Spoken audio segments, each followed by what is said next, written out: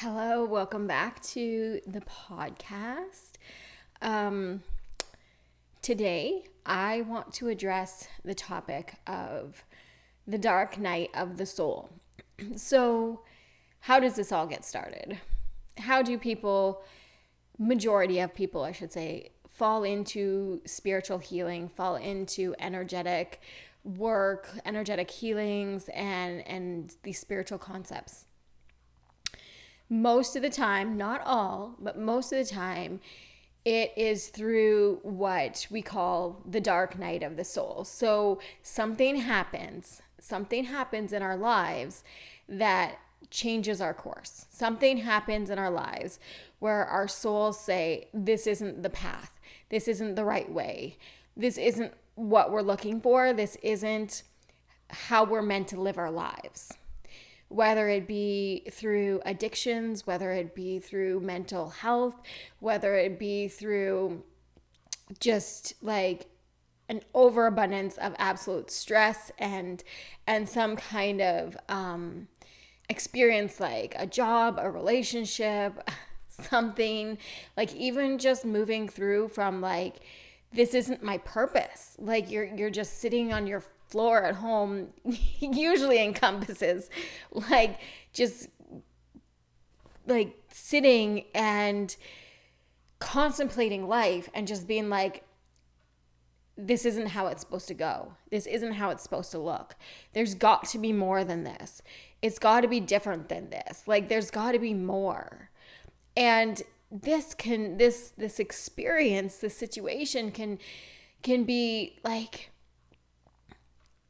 all the way to the edge of the earth, right? Like we can take it all the way to our very last day, through near-death experiences, through suicidal attempts, through like a mental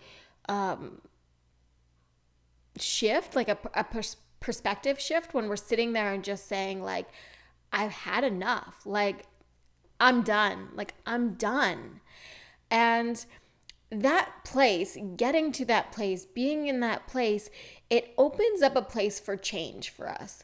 Otherwise, if we just stay like comfortable, even in our uncomfortableness, right? Like if we just stay comfortable in our lives, if we just stay doing the things that we're doing every day and we don't like address what we need to change, it often gets too much for us, right? We're in a relationship that isn't serving us and it becomes too much. We're in a job that's not serving us and it becomes too much. We are in just our own spinning wheels of our, you know what I mean? Our mindset, our stresses just get too much. It just becomes too much. And we just find ourselves at that place of change, at that place of something's got to give, at that place of there's got to be more. There's got to be something different, right? So when we find ourselves at that place, our soul starts talking to us. Our soul starts saying like, I see the way. If it's not this, what would you do? Right? Or it's that place of contrast in the way of when I had my first one, it was, I wouldn't say a suicidal attempt, but it was definitely a place of mental anxiety. And it was just like, I don't know how to get out of this place that I'm living in. Not like a home or something, a mental place I'm living in. And I just thought to myself, I could end it all right now. And then I thought, but what if I just changed? What if I just did something different? What if I just, I wouldn't say I said, look at things differently, but kind of in the way of, at that moment, at that time, at that place, there was a space for me to choose again. There was a place for me to look at things differently. There was a place for me to just try again from a different place. So instead of trying again from the place of stressed out, from the place of this is enough, from the place of I can't do this anymore, I started trying again from the place of what would I like to see happen? How do I want to see this going forward? What else is there that I'm missing in my life, right? And I chose again. I chose again. And we all have that opportunity. It doesn't have to be that suicidal moment. It sometimes often is. Like for some people, it often is. Because it's the breaking point, right? It's just that breaking point where we just kind of fall to the ground and we break ourselves open emotionally, mentally, and we choose again. It's that place of choosing again. We don't always have to get there. It starts to get easier is what I'm trying to say. It often starts there, but we don't always have to get there. So once we start to learn some of these spiritual concepts, once we start to learn and have some tools in our toolbox of maybe using like yoga, meditation, or healing practices, music, incense, clearings, Reiki practice, any of them, like I could go on and on. But any of these energetic practices, when we do any of them, it's easier for us to choose again.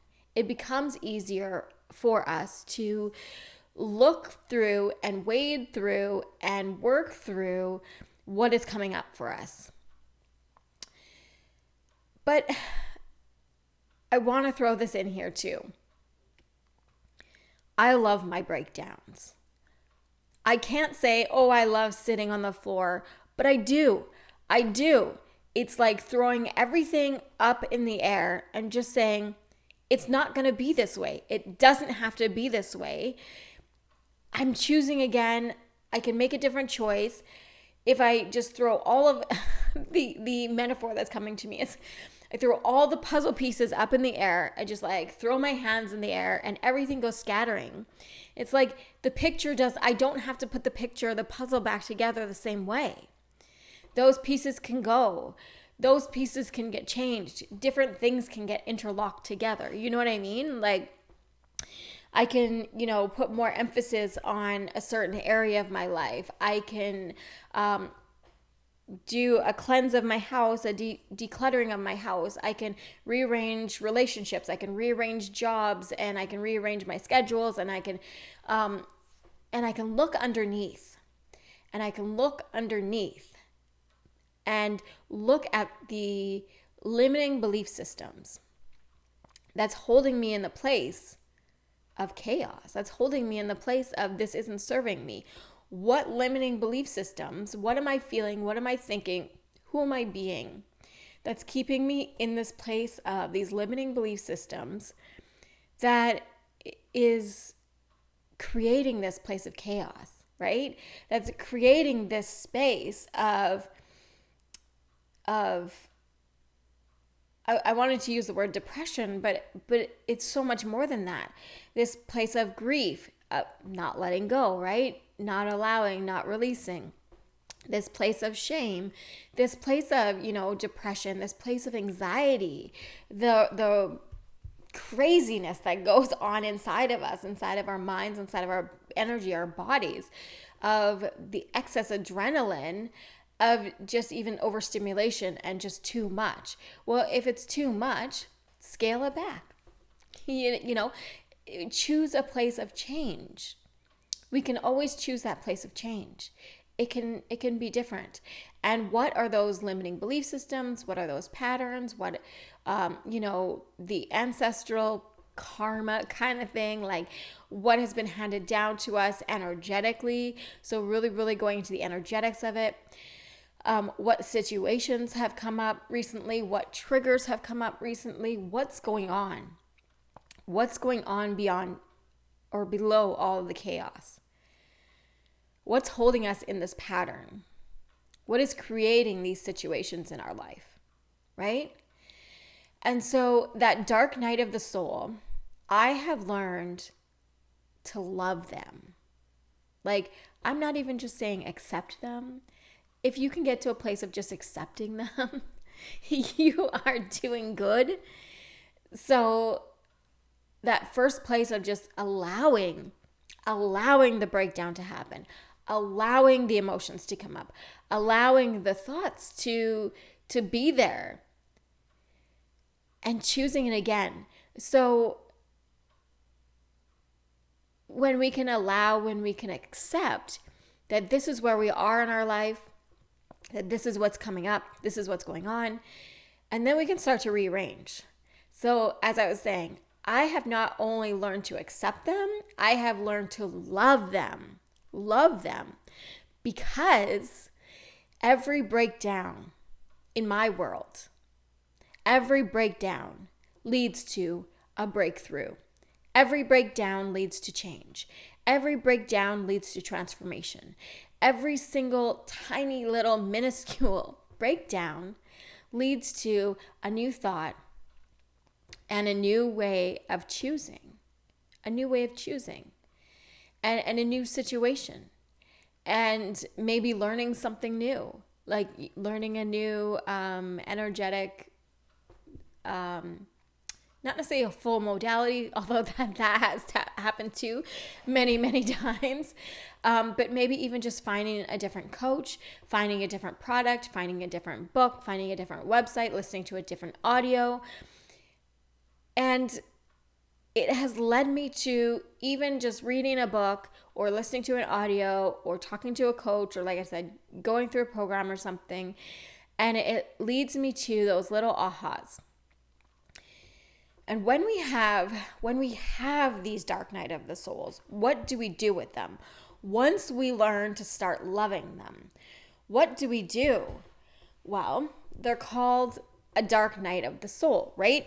So what we want to do is we want to engage with our soul. We want to start to engage with who we really are. We want to listen to our heart.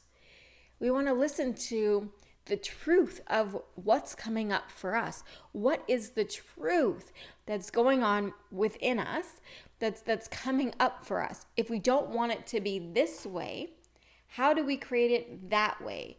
What is the universe trying to show us? What is the universe trying to tell us? And it might be a little nudge to those places, like, to the book. And that's what I, was saying, is that the book might hold like just a single sentence, a single line of setting a boundary, changing a thought pattern. Maybe there's an exercise in there that changes everything, changes, the way you look at something, the way you perceive something, or just gives you a little bit more knowledge. It doesn't have to just be a book. Like I said, it could be any of those things, or any more of them. I've Googled websites. I have, talked to neighbors, just a person on the street. The universe gives me, a bird flying by, an animal of some sort, a bear in my path, any of the nature stuff, right? All the nature stuff. I go on a silent walk and I get a message from the universe. All of those things can contribute to finding the answer, to breaking through, to shifting through that transformation that we're looking for. But the first thing we have to do is acknowledge ourselves, right? Acknowledge our souls, acknowledge our truth, acknowledge that what is it that's going on, and what is it that's coming up that wants to break through? What is coming up for us? What is the truth? What is the other side of this coin? If I don't want this, what is it that I do want? I don't want this job. So what job do I want, right? I don't want to be in this relationship. What kind of relationship do I want to be in? Or maybe I do want to be in this relationship, but it's not as trusting or loving or respectful or honest or something. So how can I transform the relationship that I'm in? Maybe it's only one-sided. Maybe it is hurtful in some way, right? How do we transform the relationship that we're in? And that is very, very, very, very possible. Very possible for you to show up in another way and have the relationship change. It's very possible for you to show up in another way and have your job change. Maybe it is your dream job, and you just need to show up in a different way. You just need to hold a clearer boundary. You just need to take a little downtime because you're getting burnt out. You just need to find a space of like creativity within you, a new inspiration. What is it that's coming up? What is it that's speaking to you? What is the universe trying to tell you? Every single one of these breakdowns is a place where the universe is trying to talk to you. You have gone so far to not listen, as have I, many, many times, gone so far to not listen to the universe that it's had to bring you to this place of breakdown. Got it? So what is it trying to say? How do we get those messages? How do we learn how to have conversations with our soul? How do we learn how to understand the truth of who we are? How do we start to honor those nudges, start to honor those messages, start to really like bring the pieces together and really step into what it is it's asking us to do? Because a lot of the times we are so caught up in like the limiting belief system, the beliefs that we already have. We're so caught up in who we are being right now. We sometimes don't allow that change to occur. We sometimes, a lot of the time, we are our own worst enemy. And we block those changes. We block those situations. We block those. And we end up just keep continuing to do what we always did, and we always get what we've always gotten, and we just kind of stay stuck or blocked. But what we need to do is start to listen and start to implement and really start to work on finding the truth of who we are and really speaking to our soul and really moving forward in a way that really supports us in who we are. How can we get honest with ourselves? How can we really start to wade through our wounding? When we start to wade through the wounds within us, we stop projecting them. If they're no longer there, if we move through them, if we heal them, if we transform them, if they're just no longer there, we stop projecting them onto our lives, onto the people we love, onto the situations and experiences that we have on this earth. So how do we start to move through our wounding? Well, I've had, numerous podcasts before this that really share my story and really help you start to learn some of these things. And I'm going to continue on this podcast and continue to teach you ways or speak about ways where we can help ourselves and we can move through our wounding and we can shift our limiting beliefs and we can release and we can let go and we can allow and we can accept and we can forgive. And we can forgive. So what usually needs to happen? Well, there's a few things, and this is off the top of my head. I didn't make a list or anything. But a few things need to happen usually when we have a dark night of the soul. There's a space where we do need to forgive. There's a space that we do need to accept. We need to accept that this is just what was. And we need to accept that this is where we are right now. And once we accept this is where we are, we can start to move forward. And the place of forgiveness is a place of clearing our wounds. It's a place of digging deep, forgiving ourselves, forgiving others, and understanding that everything was meant to be as it was. Everyone was doing the best that they could at the time. Everyone else in the situation was wounded as well. They were only doing what they knew how to do. They were loving you the best way. They were treating you the best way that they knew how to do. Why? Because they are wounded too. So the place of forgiveness, the place of acceptance, and the place of trust. So trusting the universe, trusting ourselves, trusting the journey, trusting those nudges, trusting our soul, trusting our higher self, trusting our guides, trusting. So when I say trusting God, trusting the universe, really, really trusting our bodies, trusting our minds, trusting that we've got this, trusting that it can change, trusting that we're on the right journey, trusting that this is our journey, trusting that there is a lesson, that there's an experience in here that is going to help us move forward. It's going to help us learn, it's going to help us grow, and it's going to help us move forward in the best way possible. Trust, accept, and forgive are huge lessons,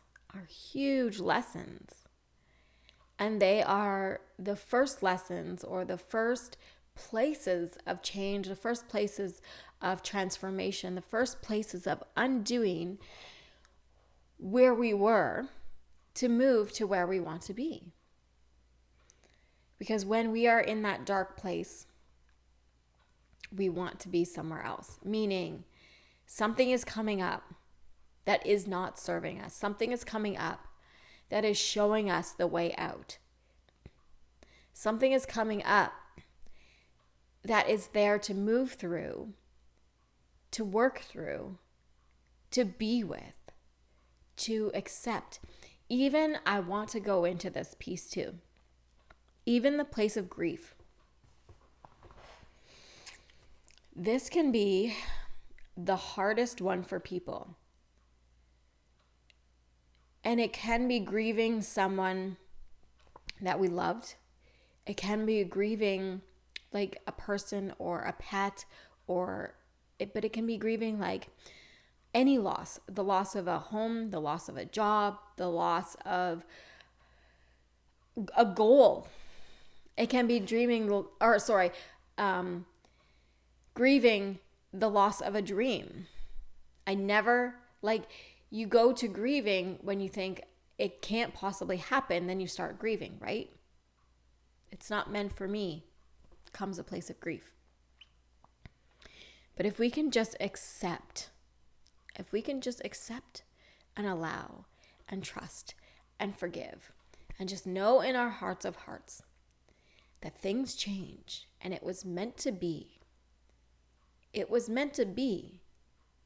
That dog was only meant to be in your life for that time. And when we can honor the passing of that job, when we can honor the passing of our pet, when we can honor the passing of a loved one, there might be a process, but grief is not a place to get stuck. Grief is not a place to get stuck. Grief is there to teach you acceptance. Grief is there to teach you love.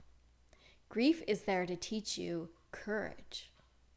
Grief is there to teach you even celebration and joy and honoring and forgiving.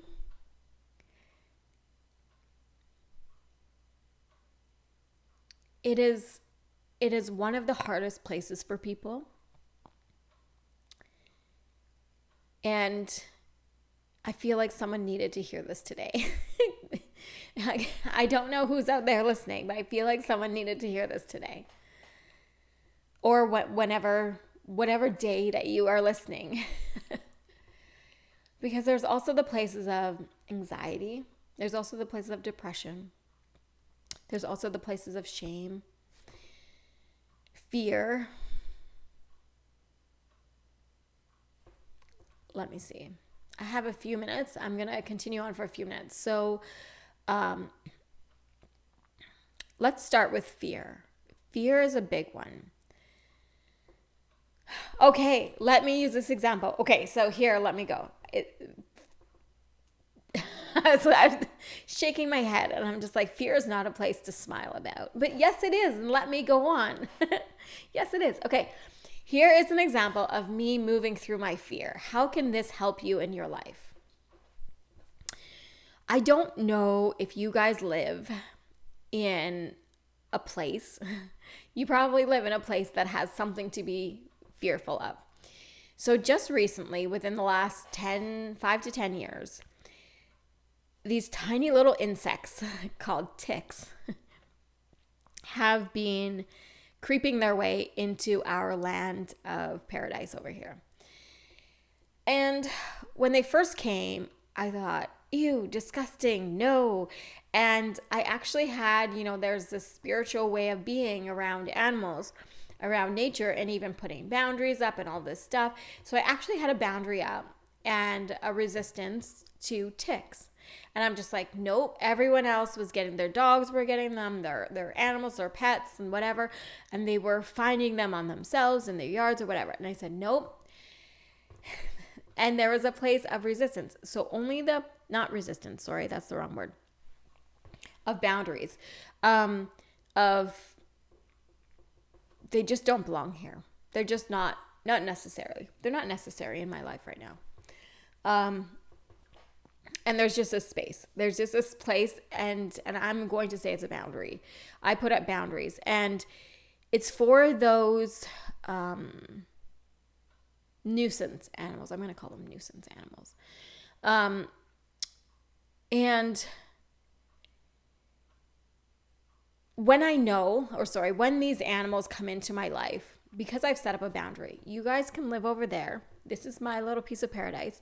I have set these boundaries. There's the whole rest of the world. There's the whole rest of the world for you guys to live on. You do not, let's say, like mice in my house, right? The mice, there's mice out on the land. There's mice in the fields. There's mice in the pastures, all of that. Mice are allowed to live out there. They are not allowed in my house.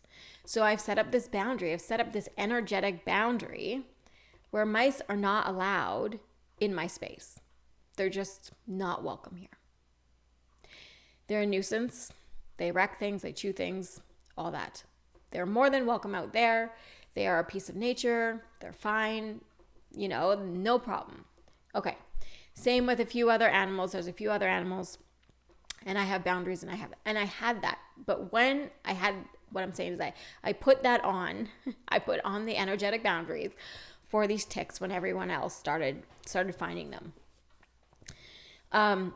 So when these animals show up, if mice were to get somewhere, or let's say coyotes were to come into the yard and start pushing my boundaries, right? Showing up in my space. If the ticks then were another one. If and when they start showing up for me, there's a message there. So there's a spiritual message there, right? This is showing up in my life for a reason. So moving on to fear. I feared these little guys, okay? And so I put on the boundary. I do not want you coming into my life and causing harm to me or anyone, in my space. No, thank you. So they started showing up this last little bit. And every single time, this is a 2-part message, and I'm trying to separate it for you guys. 2-part message. Number 1, Every time these ticks came into my life, every time a coyote comes into my life, every time a mouse comes into my life, every time, I mean, I notice, the birds and the animals and whatever. I even have like boundaries. That's fine. I'll continue on with this. I even have boundaries around like my chicken coop and the horse pastures and the cattle pastures not pastures, sorry, the corrals and stuff. So when they come in, when they break those boundaries, I know there's a message for me there. I know there's a spiritual message coming up for me. So then I ask the universe, then I trust, then I dig in, then I get the message that's coming up for me at that time, right? Make sense? That's number one. Moving back onto fear. So I feared these little guys. And I would jump around and I would do a dance and I would like yell and holler like a little girl. And I'd be like, I've got a tick on me, right? It's so disgusting. It's so gross. It's something that I feared. That's what I did. Actually, I was thinking about this because I've only, I want to say 3, maybe 4 years experienced this. And,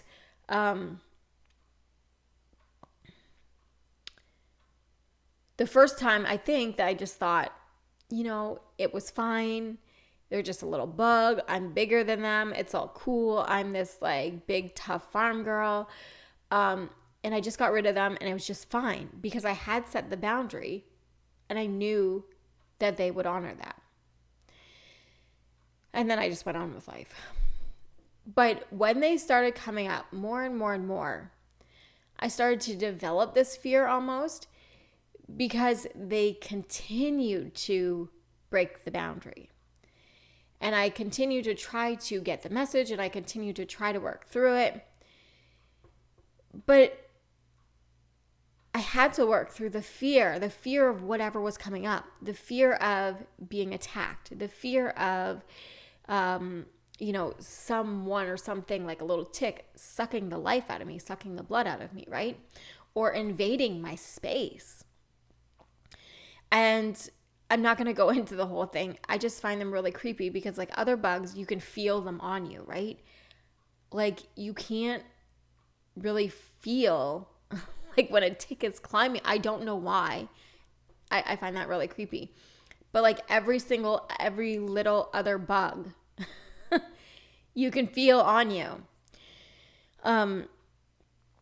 So moving on, I developed this fear. And to get through this fear, I had to look what's underneath it. What's coming up? What message was here? Okay? Got it? This is a journey for you. This is a process. So moving through the fear, I started to understand what they were telling me, and then I didn't have to fear them anymore. When they cause me fear, when I get fearful because of this tiny little tick, they don't take my power away. I essentially give my power away to them, my emotional power, my strength. And that's what we do with all fears. I want to bring this back to looking at all of our fears. What is the message there?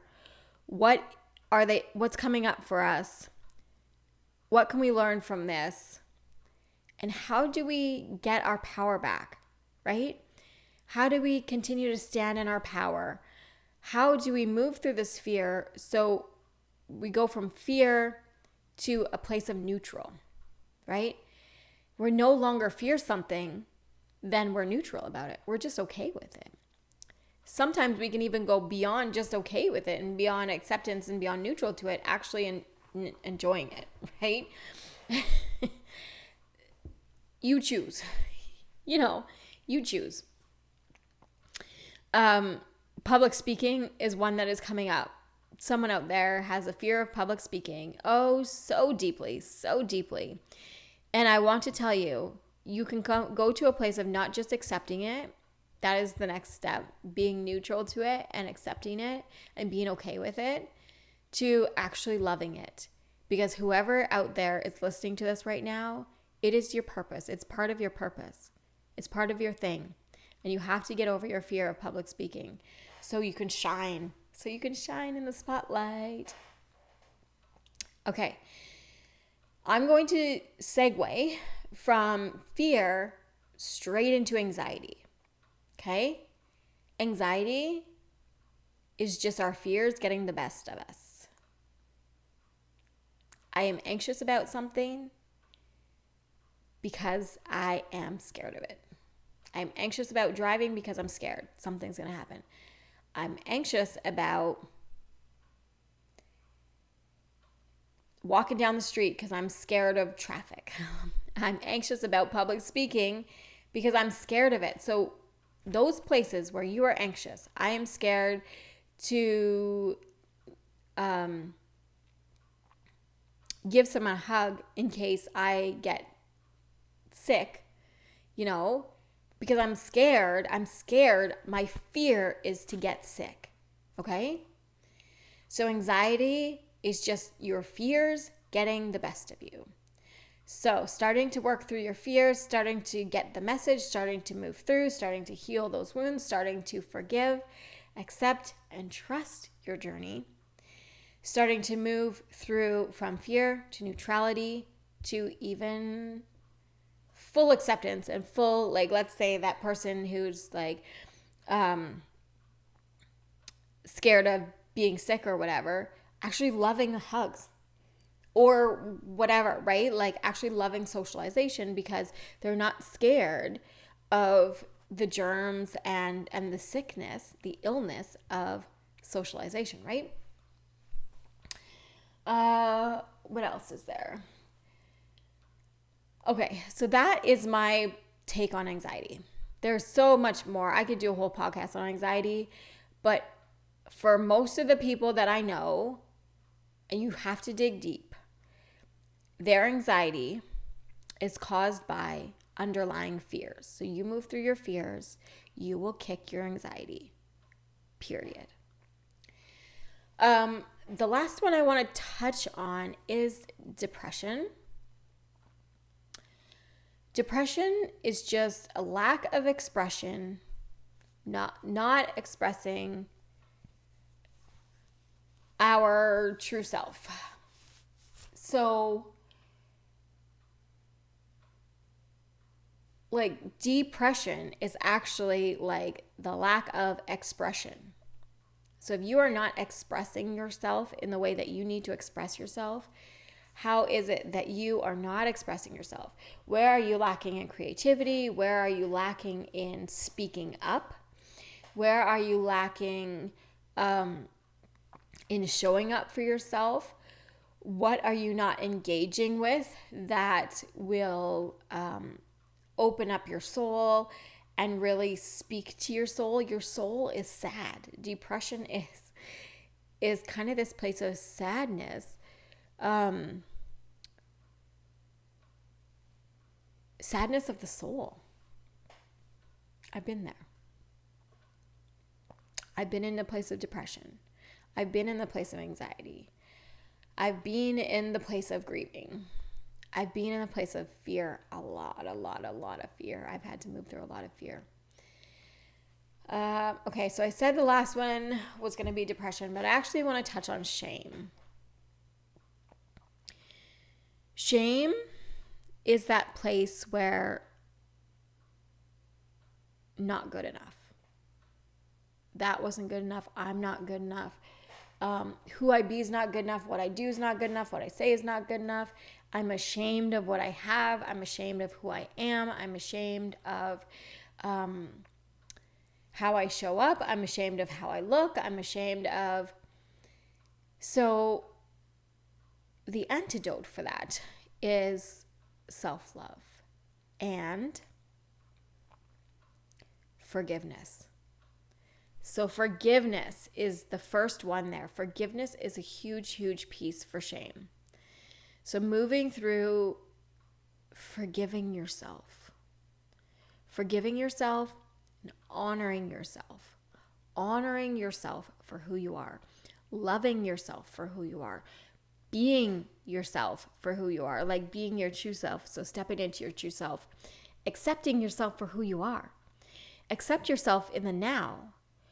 So forgiveness, acceptance, and then trust your soul to move forward. Trust those messages, trust your journey, right? Trust, and move forward. So this really is kind of my 3-step process for life, for transformation, for moving through, for moving forward on your journey, and moving through my breakthroughs, moving through, and I really, really hope this podcast has helped you, give you some tools and give you some thoughts and ideas for moving through your breakdowns as well. Your breakdowns and your dark, dark nights of the soul. When you just feel like you can't go on anymore. Like when you just know that something has to change. There's a way out. There is a way of transformation. There is a way to change. You don't have to stay stuck in those places anymore. There's so much more out there in life. This one actually leads me to a whole other topic that I would like to discuss. I will, I think I will do the next one. I'm going to make a note. It will be coming soon. If not the next one, it will be coming very soon. Actually on empathy and sensitivity, because I think this is part 1, sitting down, grabbing a journal, grabbing a notebook, grabbing an audio recorder of some kind, and pouring out your soul. Just pouring out your soul, pouring out your wounds, and just moving through everything that is coming up for you. Forgiveness. Who do you need to forgive? What do you need to forgive? What situations are coming up that need forgiveness? Acceptance. Accepting things exactly as they are now, and knowing that this is exactly the way that they're meant to be. And 3, trust. Trust the process, trust the journey, and trust that things can change. Trust your intuition, trust the universe, and just trust. Just trust that there's another way. Trust that change can happen. Okay, that wraps it up for me today. I will talk to you guys very, very soon on the next one. Thank you guys all for listening. I'm so glad that you guys, there's people out there who keep clicking on these. So thank you so much for being there and for listening to these podcasts. You guys are so sweet. Again, if you have any questions, comments, concerns, you know where to find me. There's always my website. You can email me. There's Facebook. There's all the social medias. I don't know if podcasts have comments or anyways, but just jump onto my website and you're good to go. Okay, my computer is yelling at me right now, so see you next time.